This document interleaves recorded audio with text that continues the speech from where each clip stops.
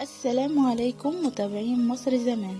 في الساعات الأولى من صباح يوم 17 نوفمبر 1938 استقبل الملك فاروق الأول مولودته الأولى الأميرة فريال من زوجته الملكة فريدة داخل قصر المنتزه بمدينة الإسكندرية. احتفالية كبرى أقامها الملك فاروق احتفالا بمجيء أميرته الأولى، ولعل من أبرز مظاهرها هي توزيع الملابس والمواد الغذائية، وكمان جنيه للأسر التي تصادف ولادة مولود لهم في هذا اليوم. وكان عدد الأسر حوالي 1700 أسرة.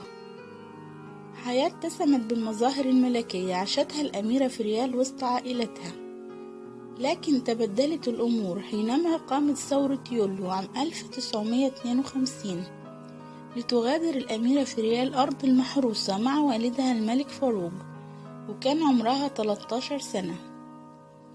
وعلى الأراضي الإيطالية عاشت الأميرة فريال قصة حب مع شاب رسام كان يعمل بديكورات الفيلا الصيفية الخاصة بوالدها في مدينة نابولي الإيطالية، لكن بسرعة انتهت هذه العلاقة بالفشل حينما رفض الملك فاروق زواجها منه. ظلت الأميرة فريال مقيمة بفيلا والدها برفقة شقيقتها الأميرات، إلا أن وقع الملك فاروق في غرام مغنية الأوبرا الشهيرة إيرما ودعاها للإقامة في الفيلا. قررت البنات الثلاثة مغادرة الفيلا والانتقال للعيش في منتجع أسرة محمد علي في سويسرا، وهناك تزوجت الأميرة من السويسري جان بير، وهو رجل غني امتلك عدة فنادق، وعاش سويا داخل فندق صغير كان يملكه على جبال سويسرا. لم تدم فترة الزواج كثيرا، حيث أقدم الزوج على الانتحار بعد 2 سنين من الزواج، وذلك في عام 1986.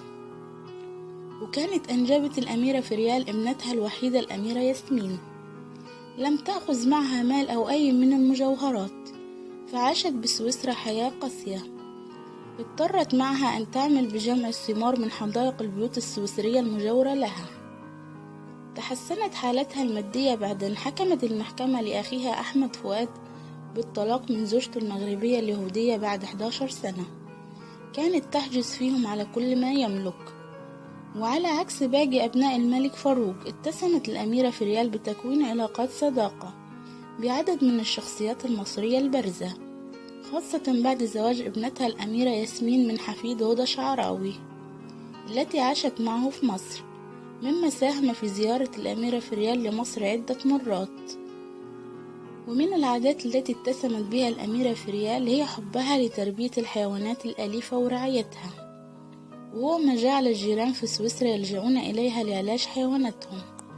قضت الأميرة فريال ما تبقى من عمرها على الأراضي السويسرية، إلا أن داهمها مرض سرطان المعدة لتبدأ معاناتها القاسية في محاربته، وحاولت إظهار قوتها وانتصارها عليه ليعاود المرض الخبيث ويصيبها مرة أخرى في العظام. وبداخل إحدى مستشفيات سويسرا قضت الأميرة فريال الشهر الأخير من حياتها، إلا أن توفت في 29 نوفمبر 2009 عن عمر 71 سنة.